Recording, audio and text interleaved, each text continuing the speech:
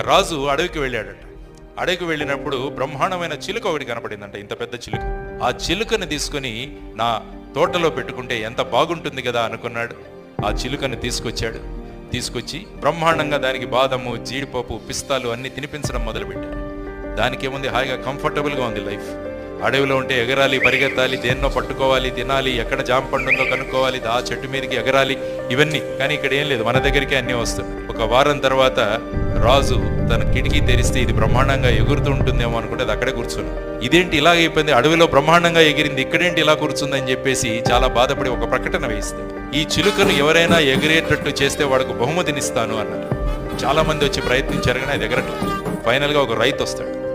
రైతు ఒక గొడ్డలి తీసుకొని వచ్చి అది ఏ కొమ్మ మీద కూర్చుందో ఆ కొమ్మను కట్ చేసేస్తాడు, అది వెంటనే ఎగురుతుంది అనమాట. కాబట్టి మనం కూడా లక్ష్య సాధనలో ముందుకు వెళ్ళాలంటే కంఫర్ట్ జోన్ నుంచి బయటపడాలి.